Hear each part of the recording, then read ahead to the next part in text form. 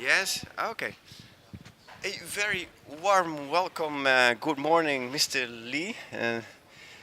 You're all over from Singapore, and you told me you are a professor now at the SUSS, and also your co-founder, or founder actually, Co-founder co-founder Block Asset. of Blockasset. Nice to meet you, Very sir. nice to meet you.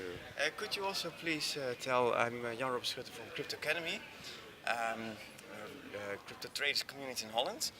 And you are many years already in the crypto market. What are your biggest insights about your investing in ICOs and cryptos in general? And what do you think what the future will bring? Okay.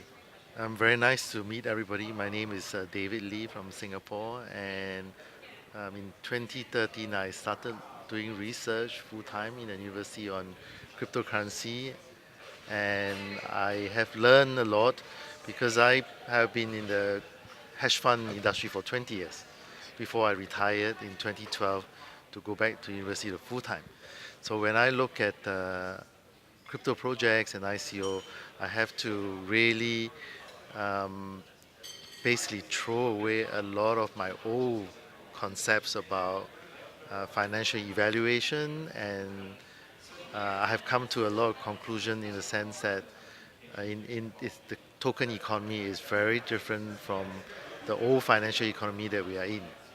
And one of the major differences is that we are not really investing in a project or a company. We are actually investing in an ecosystem, which means that if anyone who's actually investing in a single current cryptocurrency or project, they are subject to huge risk and complexity, but you can reduce that risk by looking to an entire ecosystem and diversify your portfolio in a very, very independent way, in the sense that hopefully all these projects play a major part in the ecosystem. And I would say with my 20 years of hedge fund experience, 99% of a lot of these projects will fail, but the 1% is going to have huge returns. That is how Wow. I see the difference. So if you are investing in 100 projects, likely that 99% of them will not make you much money.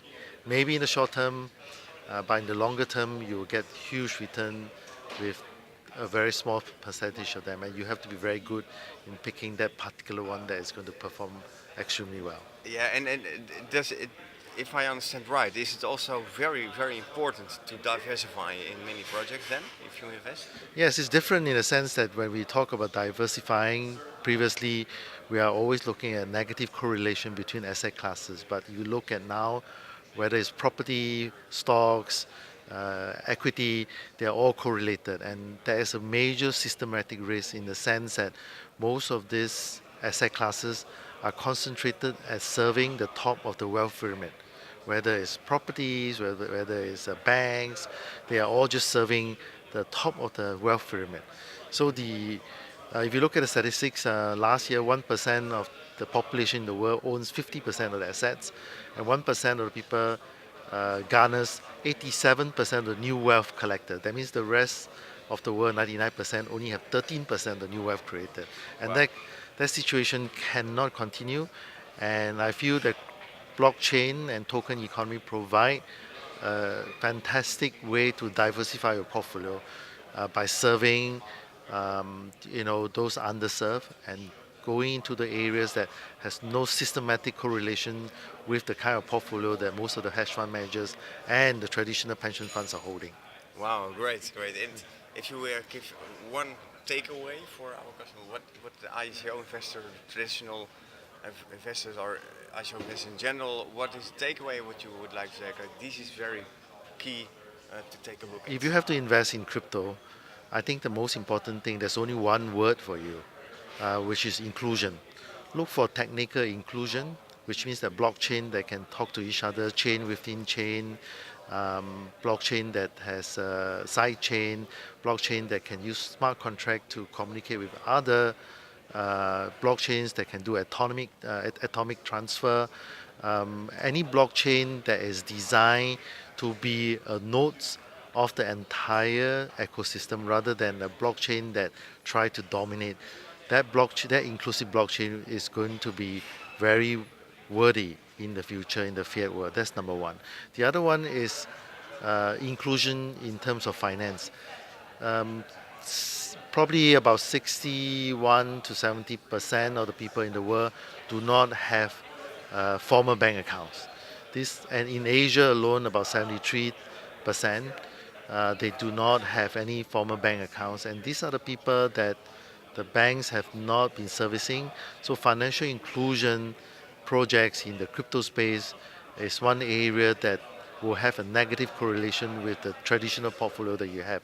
So when the world realized that most of the portfolio are correlated and they are searching for negative correlation, they will all start to move into this technically inclusive and financially inclusive projects in the crypto world. So my advice is that don't chase return in the short term. Do not trade extensively, but spend some time studying all this inclusive financial technology.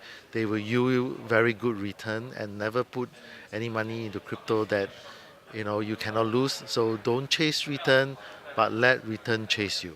Uh, this is a very good payoff, and I would like to thank you very much for your interview. Appreciate it. And to which website people can go to? Yes, so you can always look at my LinkedIn. You can type in David Lee, Kuo Chuen, Kuochuen. You'll find me there. And you can go on to my university website, which is sussblockchain.com. So we have a lot of events. We have a big event in November in Singapore. 50,000 people are coming to FinTech Festival in Singapore, and the university is going to organize with Blockshow and many organizations on the November between 13 to 16. So do come to Singapore. It's one of the biggest events in the world. Okay, thanks very much, David Lee. Thank Appreciate you. it. Thank you very